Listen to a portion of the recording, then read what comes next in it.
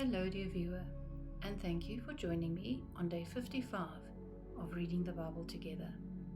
Today we are reading Leviticus chapter 19 and 20 from the Old Testament, as well as Mark chapter 1 verse 40 to 45 and chapter 2 verse 1 to 17 from the New Testament.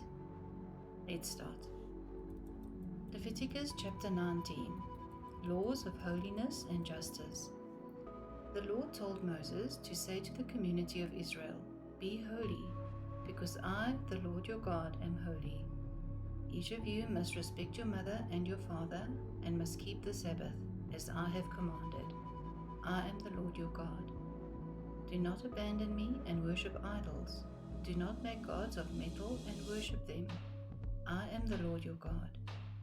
When you kill an animal for a fellowship offering, keep the regulations that I have given you, and I will accept the offering. The meat must be eaten on the day the animal is killed or on the next day. Any meat left on the third day must be burnt, because it is ritually unclean, and if anyone eats it, I will not accept the offering. Any who eat it will be guilty of treating as ordinary what is dedicated to me, and they will no longer be considered my people. When you harvest your fields, do not cut the grain at the edges of the fields, and do not go back to cut the heads of grain that were left. Do not go back through your vineyard to gather the grapes that were missed, or to pick up the grapes that have fallen. Leave them for poor people and foreigners. I am the Lord your God. Do not steal or cheat or lie. Do not make a promise in my name if you do not intend to keep it. That brings disgrace on my name. I am the Lord your God. Do not rob or take advantage of anyone. Do not hold back the wages of someone you have hired, not even for one night. Do not curse the deaf or put something in front of the blind so as to make them stumble over it. Obey me. I am the Lord your God. Be honest and just when you make decisions in legal cases. Do not show favoritism to the poor or fear the rich. Do not spread lies about anyone, and when someone is on trial for his life, speak out if your testimony can help him. I am the Lord. Do not bear a grudge against others, but settle your differences with them, so that you will not commit a sin because of them. Do not take revenge on others or continue to hate them, but love your neighbors as you love yourself. I am the Lord. Obey my commands. Do not crossbreed domestic animals. Do not plant two kinds of seed in the same field. Do not wear clothes made of two kinds of material. If a slave woman is the recognized concubine of a man, and she has not been paid for and freed, then if another man has sexual relations with her, they will be punished, but not put to death, since she is a slave. The man shall bring a ram to the entrance of the tent of my presence as his repayment offering, and with it the priest shall perform the ritual of purification to remove the man's sin, and God will forgive him. When you come into the land of Canaan and plant any kind of fruit tree, consider the fruit ritually unclean for the first 3 years. During that time you must not eat it. In the 4th year, all the fruit shall be dedicated as an offering to show your gratitude to me, the Lord. But in the 5th year, you may eat the fruit. If you do all this, your trees will bear more fruit. I am the Lord your God. Do not eat any meat with blood still in it. Do not practice any kind of magic. Do not cut the hair on the sides of your head, or trim your beard, or tattoo yourselves, or cut gashes into your body to mourn for the dead. I am the Lord. Do not disgrace your daughters by making them temple prostitutes. If you do, you will turn to other gods, and the land will be full of immorality. Keep the Sabbath and honor the place where I am worshipped. I am the Lord. Do not go for advice to people who consult the spirits of the dead. If you do, you will be ritually unclean. I am the Lord your God. Show respect for all people and honor them. Reverently obey me. I am the Lord. Do not mistreat foreigners who are living in your land. Treat them as you would an Israelite, and love them as you love yourselves. Remember that you were once foreigners in the land of Egypt. I am the Lord your God. Do not cheat anyone by using false measures of length, weight, or quantity. Use honest scales, honest weights, and honest measures. I am the Lord your God, and I brought you out of Egypt. Obey all my laws and commands. I am the Lord. Leviticus chapter 20. Penalties for disobedience. The Lord told Moses to say to the people of Israel, "Any of you or any foreigner living among you who gives any children to be used in the worship of the god Molech shall be stoned to death by the whole community.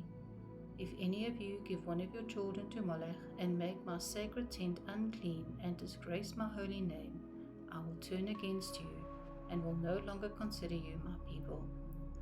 But if the community ignores what you have done and does not put you to death, I myself will turn against you and your whole family, and against all who join you in being unfaithful to me and worshipping Molech.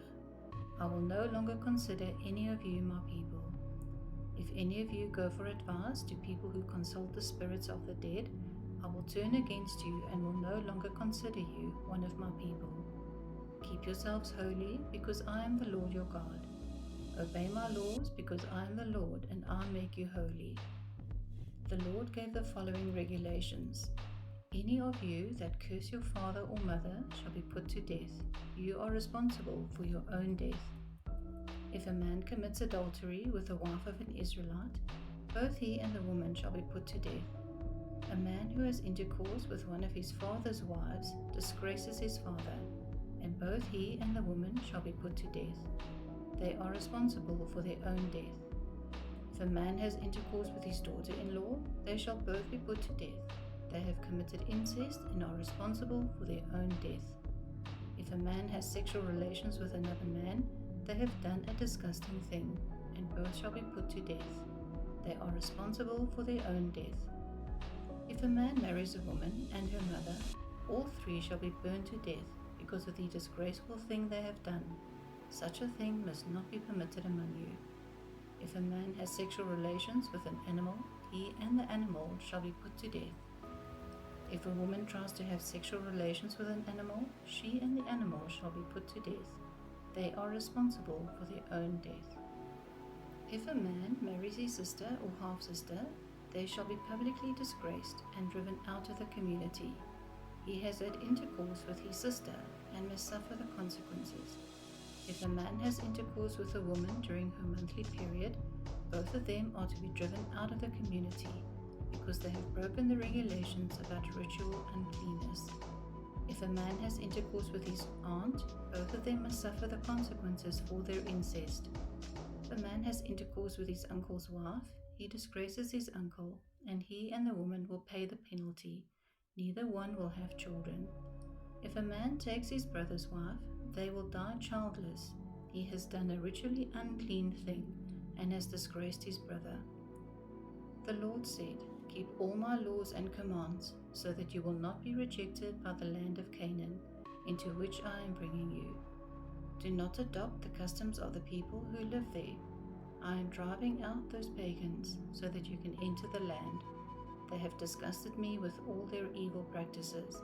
But I have promised you this rich and fertile land as your possession, and I will give it to you. I am the Lord your God, and I have set you apart from the other nations. So then, you must make a clear distinction between animals and birds that are ritually clean and those that are not. Do not eat unclean animals or birds. I have declared them unclean, and eating them would make you unclean. You shall be holy and belong only to me, because I am the Lord, and I am holy. I have set you apart from the other nations, so that you would belong to me alone. Any man or woman who consults the spirits of the dead shall be stoned to death.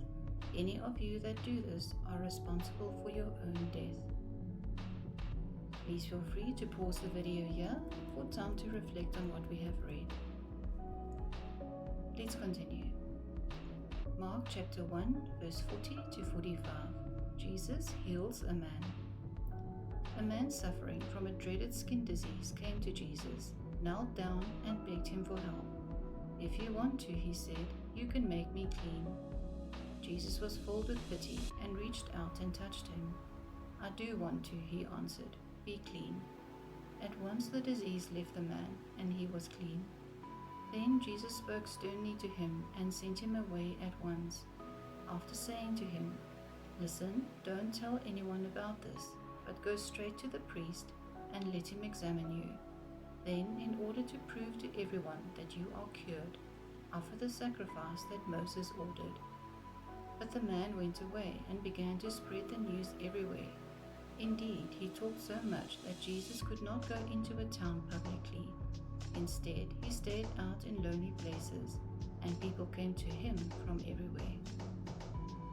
Mark chapter 2, verse 1 to 17. Jesus heals a paralyzed man. A few days later, Jesus went back to Capernaum, and the news spread that he was at home. So many people came together that there was no room left, not even out in front of the door.